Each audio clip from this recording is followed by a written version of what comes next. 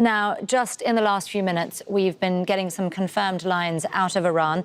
Now, Iran's supreme leader, Ali Khamenei, has said that he prays for President Raisi's safety after this helicopter crash, but he's also reassuring Iranians that the country's management will not be affected by the incident. I believe we have a direct quote: "People should not worry or be anxious.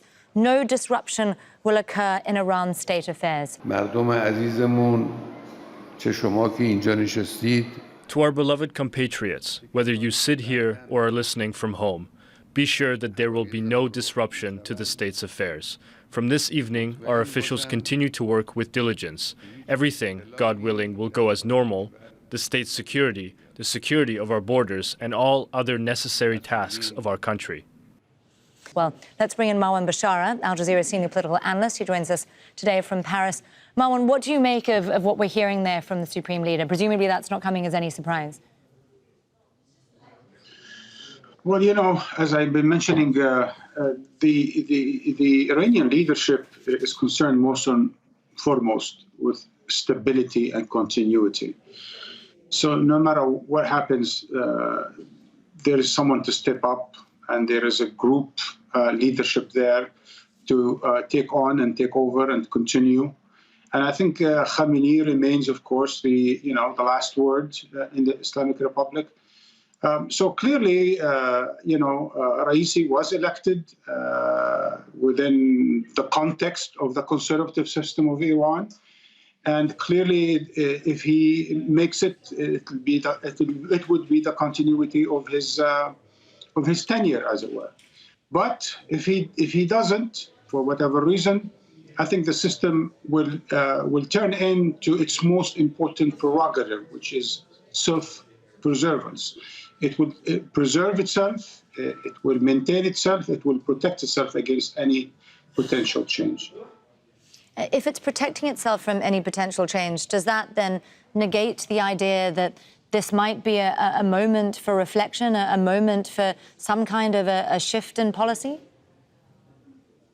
No, not at all, not at all. Because shifts in Iranian policy don't happen over incidents. Even when such big incidents, such as, the assassination of Soleimani, for example, or the death of Khamenei, the founder of modern Islamic Republic, and so on and so forth, we didn't see major shifts. Major shifts happen in processes when the system adapts to a new era and would want a new opening or a new closure. So we've seen that with, for example, the movement from Ali Khamenei to Rafsanjani in the 1990s, or the late 80s, 1990s. We've seen that, for example, from Ahmadinejad, from Khatami. And also we see it from Rouhollah, from Ahmadinejad, and so on and so forth. So we've been moving kind of liberal to conservative to liberal, but in a way where the system believes that this is the best way forward. And these are not made in a haste. They're not hasty decision. They're made because sort of the regime's interest is at stake, or also important, the country's, the republic's interest is at stake. Well, Marwan, let me ask you, given the dearth of information that we still have at this stage, I know it's obviously being watched very, very closely in foreign capitals. We've heard very little by way of reaction. We just spoke to our correspondents in London and Washington, D.C. there. Everyone's being very cautious about what they're saying at this stage. But what will other countries be looking for right now, specifically the West?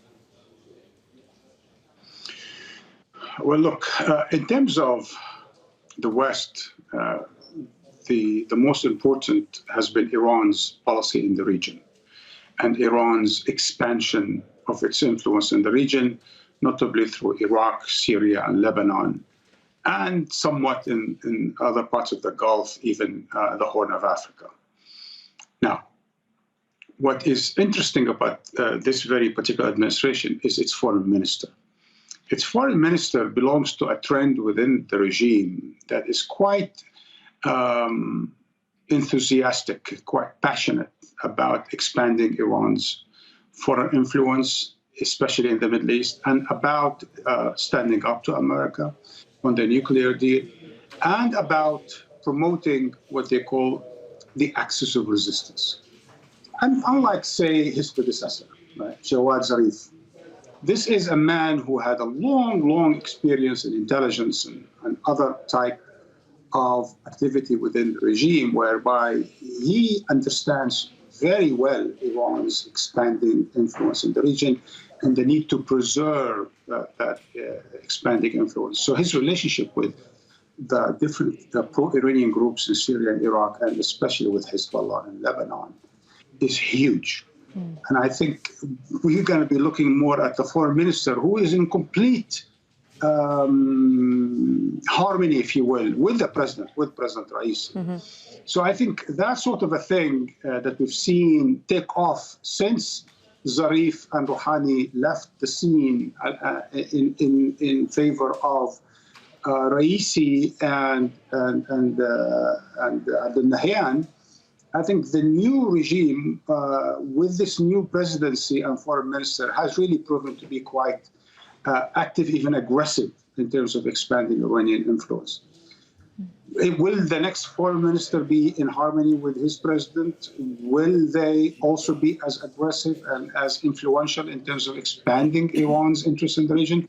All of that, of course, remains to be seen. And that's what the West will be looking at first and foremost. Marwan Bishara, Al Jazeera senior political analyst there, sharing those thoughts with us today from Paris. Thank you very much, Marwan.